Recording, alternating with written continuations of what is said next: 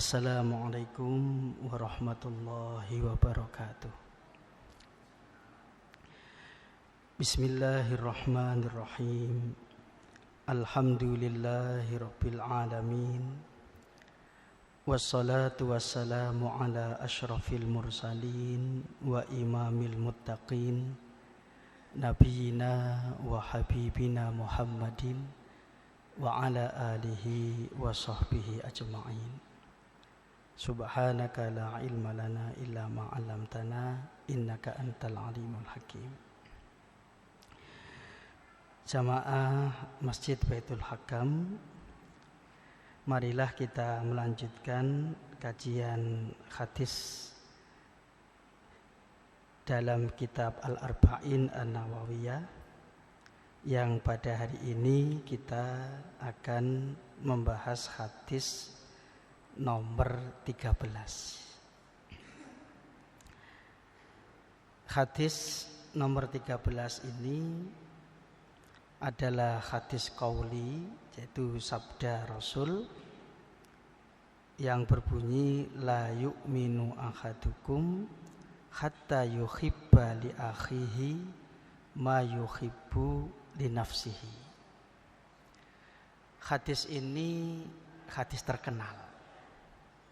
Dan hadis ini seringkali diterjemahkan dengan tidak beriman seseorang sehingga dia mencintai saudaranya seperti mencintai dirinya sendiri. Itu terjemahan dari hadis ini yang sering kita dengar. Seseorang tidak beriman sehingga dia mencintai saudaranya seperti mencintai dirinya sendiri.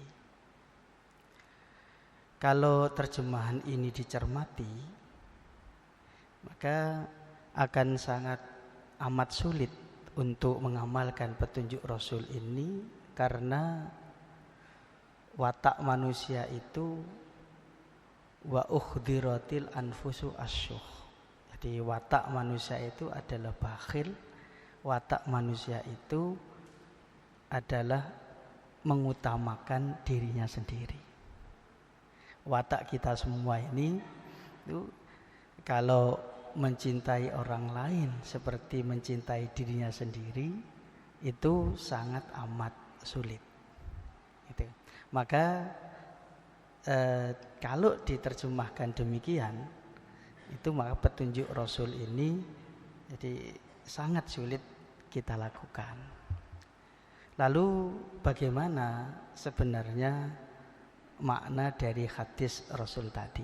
Marilah kita baca hadis kita ini, kemudian kita cermati maknanya apa. An Abi Hamzata Anas bin Malikin radhiyallahu anhu. Hadis kita ini diriwayatkan oleh sahabat Nabi yang bernama Anas bin Malik. Kalau kunyahnya adalah Abu Hamzah. Khadimi Rasulillahi sallallahu alaihi wasallam. Jadi khadimnya orang yang berkhidmat kepada Rasul sallallahu alaihi wasallam. Sahabat Anas ini disebut dengan khadim Rasul karena sejak usia 10 tahun sudah dipasrahkan oleh ibunya Ummu Sulaim untuk berkhidmat kepada Rasul. Jadi melayani kebutuhan-kebutuhan Rasul.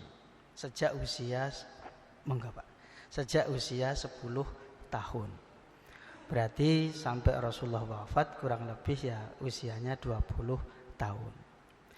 Karena khidmatnya kepada Rasul ini, sahabat Anas didoakan keberkahan oleh Rasul, berusia panjang, memiliki kesejahteraan, kemudian juga mempunyai keturunan yang banyak, sehingga beliau wafat di usia 90-an tahun di kota Basrah dan dimakamkan di sana, dan beliau adalah sahabat yang terakhir wafat di kota Basrah. Itu adalah periwayat hadis kita ini. Dan karena beliau berkhidmat kepada Rasul, maka sahabat Anas ini termasuk sahabat yang banyak meriwayatkan hadis Rasul. Anin Nabi sallallahu alaihi wasallam qala, dari Nabi sallallahu alaihi wasallam qala, beliau bersabda. Kalau sahabat meriwayatkan sabda Rasul, berarti itu adalah hadis qauli. Hadis qauli itu adalah pernyataan Rasul. Bagaimana pernyataan Rasul ini? La yu'minu ahadukum hatta yuhibba li akhihi ma yuhibbu li nafsihi. Rasul dawuh, la yu'minu ahadukum, tidaklah beriman seseorang dari kalian. Ini berarti Rasul dawuh menafikan iman. Tidak beriman seseorang dari kalian. Apa maksudnya Rasul dawuh menafikan iman itu? Apakah menafikan pokok iman, berarti bukan orang yang beragama Islam lagi? Atau yang dinafikan oleh Rasul dengan sabdanya tidak beriman seseorang dari kalian itu adalah menafikan sempurnanya iman? Kalau diperhatikan hadis Jibril yang di Arba'in awal itu, malaikat Jibril bertanya kepada Nabi, akhbirni anil iman, beritahukan kepadaku tentang iman. Lalu kemudian Nabi menjawab, yang jawabannya kita kenal dengan rukun iman yang 6 itu. Berdasarkan hadis Jibril tadi, bahwa pokok iman itu adalah membenarkan 6 perkara yang menjadi objek iman yang disebutkan oleh Nabi. Berarti dengan demikian, kalau Nabi mengatakan di hadis ini tidak beriman seseorang dari kalian, bukan menafikan pokok imannya yang mengeluarkan orang dari agama Islam, tapi yang dinafikan adalah sempurnanya iman. Di dalam riwayat Ibnu Hibban, teks hadisnya berbunyi, la yablughu abdun haqiqatal iman. Seorang hamba tidak sampai pada hakikat iman. Oh, berarti dari riwayat yang ada di Ibnu Hibban tadi juga menunjukkan bahwa yang dinafikan oleh Rasul ini adalah sempurnanya iman, bukan pokok imannya. Karena yang menjadi pokok iman itu adalah at-tasdiq bil qalbi, pembenaran hati terhadap objek-objek yang harus diyakini, yang disebut dengan rukun iman di hadis Jibril. Jadi dengan dikatakan, dengan dimaknai tidak sempurnanya iman, berarti tetap beriman, hanya saja imannya tidak sempurna. Kalau demikian, berarti kalau tetap iman tapi imannya tidak sempurna, berarti iman itu terdiri dari 2 unsur. Yang pertama adalah tasdik, pembenaran hati, yang itu bersifat tetap, tidak berubah. Orang kalau sudah mengimani Allah, Rasul, malaikat, yaumul qiyamah itu dan seterusnya, kalau hatinya sudah membenarkan itu, berarti itu sudah beriman dan itu tetap tidak berubah. Lalu ada unsur yang kedua yang menjadikan iman sempurna, yang disebut dengan amalul qalbi. Amalul qalbi itu adalah perbuatan hati atau berarti sikap. Seperti di dalam hadis Nabi itu, la yazni zani khina yazni wa huwa mu'minun. Tidaklah orang yang berzina itu ketika berzina dia iman. Berarti artinya kalau di dalam hatinya ada khosyah, takut atau mahabbah, cinta kepada Allah, lebih-lebih itu, maka tentu dia bisa mengatasi dorongan buruk di dalam hatinya. La khosyah, mahabbah itu adalah amalul qalbi, perbuatan hati yang ini adalah bagian dari unsur iman yang berfungsi seperti rantai yang menghubungkan antara tasdik pembenaran hati dengan amal jasmani, perbuatan jasmani. Maka berarti kalau amalul qalbinya tidak ada, perbuatan hatinya tidak ada, sikap batinnya tidak ada, ya orang itu tetap Islam, karena dalam hatinya tetap ada tasdik pembenaran hati terhadap objek-objek keimanan. Hanya saja karena di dalam hatinya tidak ada amalul qalbi, maka tidak ada rantai yang menghubungkan antara tasdik dengan amal jasmani, perbuatan jasmani, sehingga disebut imannya tidak sempurna. Tetap iman, tetap Islam, tetap Islam, tetapi imannya tidak sempurna karena tidak ada rantai yang menghubungkan dengan amal jasmani. Jadi dari makna tidak sempurna iman seseorang dari kalian bisa difahami bahwa iman itu unsurnya ada dua. Yang pertama adalah tasdik, pembenaran hati, dan itu bersifat statis tetap. Dan yang kedua adalah amalul qalbi, perbuatan hati, sikap batin, yang itu bisa bertambah dan berkurang. Berarti dari situ yang difahami dari sini, yang bertambah dan berkurang adalah amalul qalbi. Jadi amal hatinya. Kalau ini berkurang berarti imannya tidak sempurna. Kalau amal qalbi ada berarti imannya sempurna. Jadi la yu'minu ahadukum, berarti yang dinafikan oleh Rasul dalam dawuhnya ini adalah sempurnanya iman. Jadi bukan pokok keimannya. Artinya orang itu ya tetap orang Islam, hanya saja jadi tidak sempurna imannya karena tidak ada amalul qalbi, perbuatan hati yang nanti akan menjadi rantai yang menghubungkan dengan perbuatan jasmani. Hatta yuhibba li akhihi, hatta sehingga yuhibba dia mencintai. Kalau di dalam syarah Sahih Muslim, syarahnya Imam Nawawi terhadap hadis riwayat Imam Muslim termasuk hadis ini, mencintai itu maksudnya adalah iradatul khairi wal manfaat, menghendaki kebaikan dan manfaat. Jadi perlu difahami karena mencintai itu dalam bahasa Indonesia punya pengertian itu. Jadi tidak sempurna iman kalian sehingga dia menghendaki kebaikan dan manfaat. Jadi bukan mencintai yang biasa kita pahami dalam istilah sehari-hari itu. Jadi tidak sempurna iman seseorang dari kalian sehingga dia menghendaki kebaikan dan manfaat li akhihi, untuk saudaranya. Nggih. Ibu-ibu nuwun sewu bisa nggih. Nggih, matur nuwun, Pun. Akhihi, saudaranya.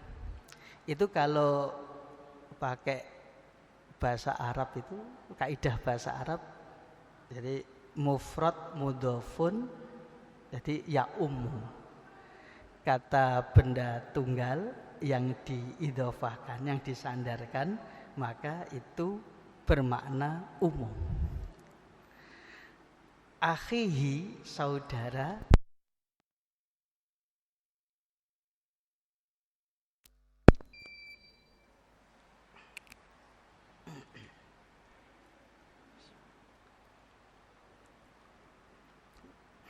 Akhihi, saudara, disandarkan kepada hi. Akhihi, saudaranya. Kalau secara bahasa berarti ini bersifat umum. Tidak hanya yang beragama Islam saja, tapi saudara di sini berarti juga ukhuwatul insan, mencakup saudara sesama manusia, termasuk orang kafir. Berarti kalau ini dimaknai umum, tidak hanya orang Islam, berarti termasuk orang kafir juga, Berarti menghendaki kebaikan dan manfaat untuk orang kafir itu bisa dimaknai begini. Kalau orang itu menghendaki dirinya tetap di dalam Islam, maka sempurnanya iman adalah dia juga menghendaki ada orang kafir masuk Islam. Jadi kalau akhi diartikan umum termasuk mencakup orang kafir, berarti kalau orang itu menghendaki kebaikan untuk dirinya dalam bentuk tetap di dalam Islam, lalu kalau dia menghendaki kebaikan untuk orang kafir, itu adalah menghendaki orang kafir itu masuk Islam. Itu berarti termasuk sempurnanya iman. Menghendaki orang kafir masuk Islam, itu sempurnanya iman. Berarti dari situ mendoakan hidayah untuk orang kafir itu mustahab. Jadi dianjurkan. Mendoakan hidayah untuk orang kafir itu adalah mustahab, disukai, dianjurkan. Karena apa? Itu termasuk kesempurnaan iman. Menghendaki kebaikan untuk saudaranya termasuk orang kafir adalah menghendaki mereka masuk Islam, mendapatkan keselamatan fid dharain. Berarti mendoakan hidayah untuk orang kafir adalah perkara yang dianjurkan, mustahab gitu. Jadi la yu'minu ahadukum hatta yuhibba li akhi. Bisa juga akhi itu dimaknai seperti di surat di Quran itu innamal mu'minuna ikhwatun. Berarti kalau dimaknai innamal mu'minuna ikhwatun berarti ukhuwatul Islam. Jadi persaudaraan Islam. Jadi di hadis ini itu mencakup ukhuwatul insan, persaudaraan manusia, dan juga mencakup ukhuwatul Islam. Jadi persaudaraan sesama kaum muslimin. Yuhibbu, dia menghendaki kebaikan untuk saudaranya, seperti apa yang yuhibbu, dia kehendaki kebaikan itu linnafsihi, untuk dirinya sendiri.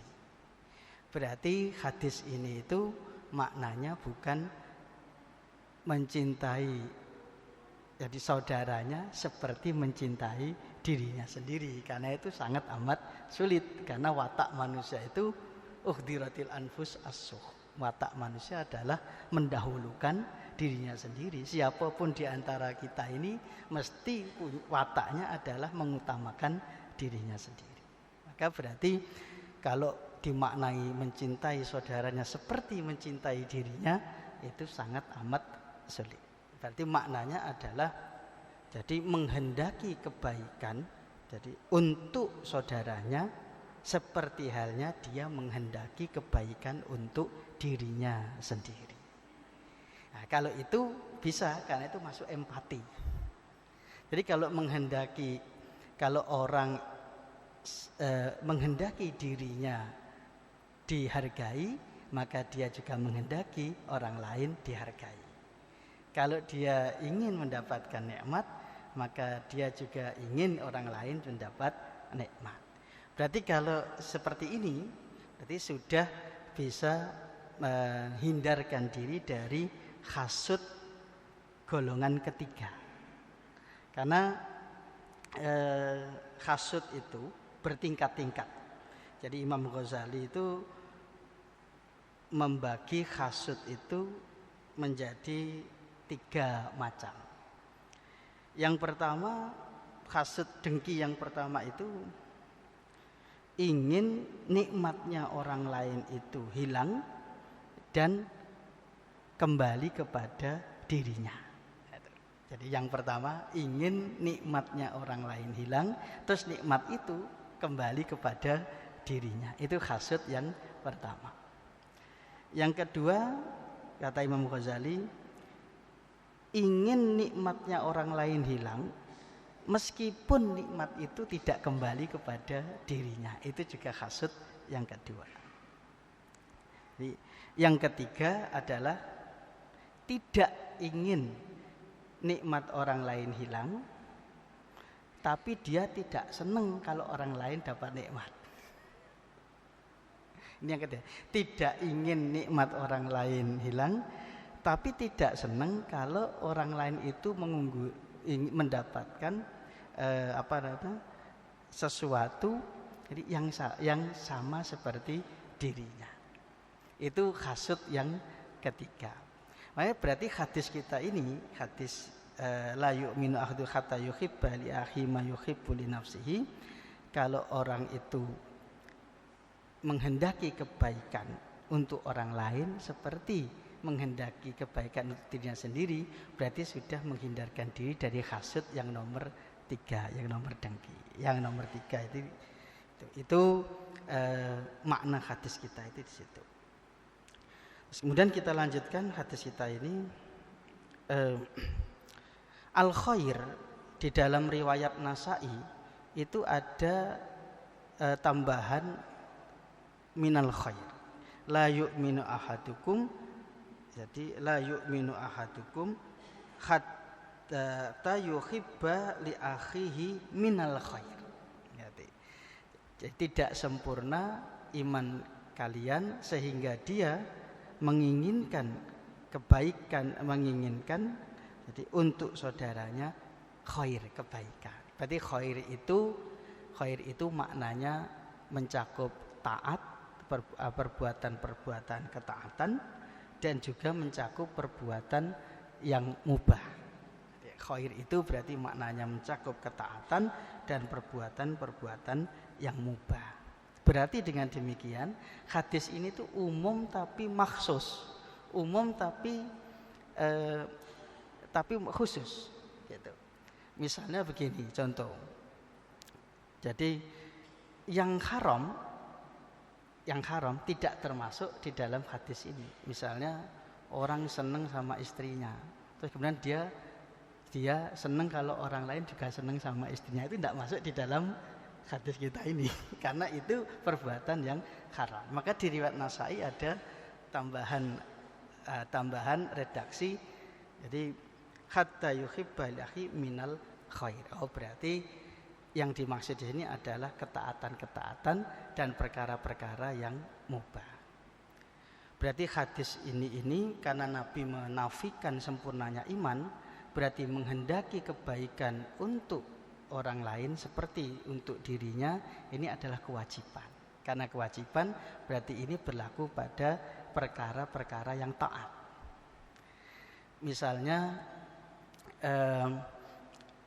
menghendaki, jadi kalau orang itu senang mempelajari Al-Quran, mempelajari sunnah Nabi, maka dia wajib jadi menghendaki orang lain juga senang mempelajari Quran dan mempelajari sunnah Nabi. Ini kebaikan mutlak. Jadi mempelajari Quran, mempelajari sunnah Nabi itu kebaikan mutlak. Lalu bagaimana dengan kebaikan yang muqayyad? Yaitu hal-hal yang mubah. Orang diberi anugerah rezeki, itu belum kebaikan mutlak. Karena akan baik kalau digunakan jadi sesuai petunjuk Rasul.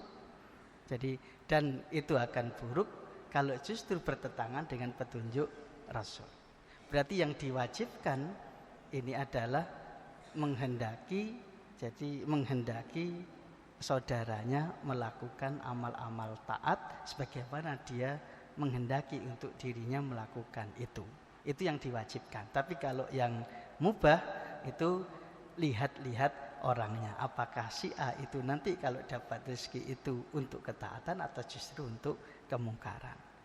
Artinya berarti poinnya adalah kalau mengikuti redaksi di riwayat Nasa'i minal khair, berarti tidak sempurna keiman seseorang dari kalian sehingga dia menghendaki ketaatan untuk saudaranya seperti dia menghendaki ketaatan itu untuk dirinya. Ini yang wajib. Ya, karena kalau Nabi mengatakan sampai menafikan sempurnanya iman, ini mesti perkara yang wajib. Jadi bukan perkara yang mustahab, yang anjuran, tapi perkara yang wajib. Maka redaksi di riwayat Nasa'i itu jadi minal khair, berarti menghendaki ketaatan untuk saudaranya seperti menghendaki ketaatan untuk dirinya sendiri. Sedangkan untuk perkara yang mubah dilihat orangnya. Kalau bagi seseorang itu bisa bermanfaat untuk kebaikan, maka menghendaki yang mubah itu termasuk bagian dari hadis kita ini. Hadis ini rawahul Bukhari wa Muslimun, diriwayatkan oleh Imam Bukhari wa Muslimun dan Imam Muslim. Berarti hadis ini berderajat sahih. Demikianlah pembahasan makna hadis kita ini. Kalau kita ambil poin-poinnya, jadi bahwa yang pertama, iman itu ada 2 unsur supaya sempurna, yaitu pembenaran hati dan amal hati. Terus yang kedua, berarti kewajiban seorang mukmin itu adalah menghendaki orang lain melakukan ketaatan. Yang ketiga, berarti menghendaki orang kafir masuk Islam, itu termasuk dari kesempurnaan iman. Dengan demikian mendoakan orang kafir dapat hidayah adalah dianjurkan di dalam agama kita sesuai dengan petunjuk Nabi kita ini. Demikianlah yang bisa kami sampaikan. Dibuka pertanyaan, mboten? Dibuka, mboten? Baik, kalau baik, kalau begitu mari kita berdoa. Hamdan syakirin, hamdan na'imin, hamdan katsiran liman yuafi ni'amahu wa yukafi'u mazidah. Ya Rabbana lakal hamdu li jalali wajhika wa 'azimi sultanik. Allahumma salli wa sallim wa barik ala nabiyyina wa habibina Muhammadin wa ala alihi wa ashabihi ajma'in. Walhamdulillahi rabbil alamin. Allahumma ighfir lana wa li ikhwanina alladhina sabaquna bil iman wa la taj'al fi qulubina ghillan lil ladzina amanu rabbana innaka ra'ufur rahim. Allahumma ighfir li ummati sayyidina Muhammad. Allahumma arham ummata sayyidina Muhammad. Allahumma astur ummata sayyidina Muhammad. Allahumma jabur ummata sayyidina Muhammad. Allahumma rabbana atina fid dunya hasanah wa fil akhirati hasanah wa qina adzaban nar.